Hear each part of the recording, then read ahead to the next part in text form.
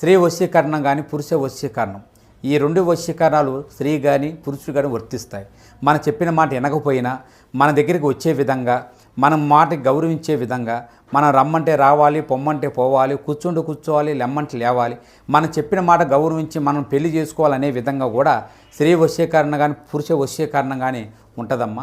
ఈ వశీకరణం అనేది వాళ్ళకి ఏ విధంగా ఎవరి గురించి మనం చేయాలనుకుంటున్నామో వాళ్ళ పేరు మీద కూడా ఆ వశీకరణం పట్టుకొని ఆ మంత్రం ఒకటి చెప్తాను.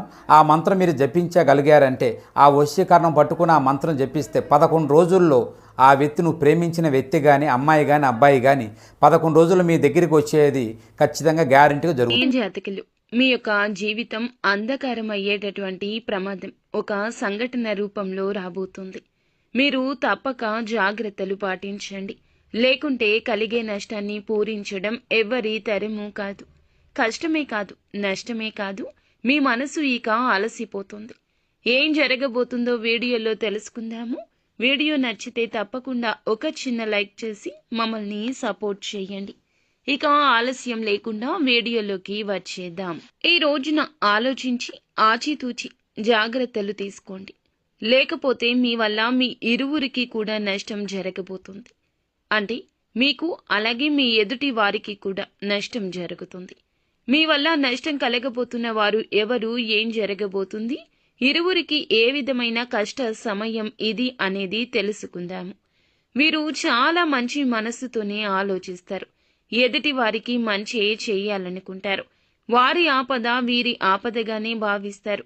ఎన్నో సద్గుణాలు ఉన్న ఒక అవలక్షణం మనోచాంచల్యం. ఇప్పుడు మాట్లాడిన మాట గంట తర్వాత మార్చేసే తత్వం. ముందుగా మాట ఇచ్చి తరువాత పర్యవసానాలు ఆలోచించే తత్వం. అప్పుడు ఆ మాట మార్చేస్తారు. ఈ యొక్క తత్వం రీత్యా మీకు ఎదుటి వారి రీత్యా కష్టం, నష్టం కలగబోతుంది. ఇక ఈ యొక్క నష్టాన్ని పూడ్చడం మీ వంతు అస్సలు కాదు. ఎంత కష్టపడినా సరే మీ తరం కాదు. మాట ఇచ్చేటప్పుడే కాస్త జాగ్రత్త. స్నేహితులకైనా, సన్నిహితులకైనా, కుటుంబీకులకైనా, ఆఖరికి భాగస్వామికి అయినా సరే మీ మాటను వేదంగా భావించేవారు ఉన్నారు. ఏది చెబితే అది ఆలకించేవారు మీ మీదే నమ్మకం పెట్టుకుంటారు. వారు మిమ్మల్ని కష్టం నుండి బయటపడేస్తారనో లేదా కష్టం రాకుండా మిమ్మల్ని కాపాడుతారనో మీ మీద ఆ భారం వేస్తారు. వారి యొక్క ఆపద మీకు చెబుతారు. చేయలేని సాయం, మీ వల్ల కాని సాయం చేస్తామంటూ మీరు బదులు ఇస్తే ఇక మీరు అపనిందల పాలు కావడాన్ని ఎవ్వరూ ఆపలేరు. ఎదుటి వారికి కూడా కష్టం కలుగుతుంది. కావున ఇలా జరుగుతుంది. నిలబెట్టుకోలేని వాగ్దానం ఇవ్వడం మీకు మంచిది కాదు. ఈ రోజున ఈ విషయంలో అప్రమత్తంగా ఉండండి. లేకపోతే మీ జీవితం అంధకారంలోకి వెళ్ళిపోతుంది. ఎంత సంపాదించినా, ఎంత ధనమున్నా, ఎంత పేరు ప్రతిష్టలు ఉన్నా ఈ రోజున దూది పింజలాగా కనిపిస్తుంది. కష్టం కలగకుండా ఉండాల్సిందనిపిస్తుంది. మీ పేరు ప్రతిష్ట విషయమైనా, మీ నుంచి వారు పొందాల్సిన సహాయమైనా, ఏదైనా ఇతర రూపంలో అయినా ఈ రోజున మీరు ఎటువంటి మాటలు జారొద్దు. ఒకవేళ జారితే ఇక అంతే సంగతులు. ఒక దెబ్బ కొట్టినా వెనక్కి తీసుకోవచ్చు, కానీ మాట ఇస్తే మాత్రం వెనక్కి తీసుకోలేము. కాబట్టి జాగ్రత్తగా ఉండండి. మొహమాట పడే పరిస్థితిలో ఉన్నా, ఎంతటి కన్ఫ్యూజన్లో ఉన్నా మౌనం వహించండి. ఇది మీకు శ్రీరామ రక్ష. అలా కాకుండా అత్యుత్సాహాన్ని ప్రదర్శిస్తే మొదటికే మోసం వస్తుంది.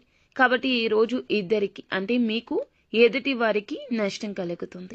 మీ పేరు ప్రతిష్టలకు భంగం కలుగుతుంది. వారికి రావాల్సినవి రాకుండా ఆగిపోతాయి. మీ మాట వల్ల వారికి ఆపద ఇంకాస్త పెద్దది అవుతుంది. అప్రమత్తంగా ఉండండి. శక్తివంతమైన, ప్రభావవంతమైన మీ మాటలతో ఎదుటి వారికి కష్టం కలిగించవచ్చు, నొప్పించవచ్చు. మిగిలిన అంశాల్లో కూడా అనుకూలంగా ఉంది. ముఖ్యమైన పనులు ముందుగానే చేసేయండి.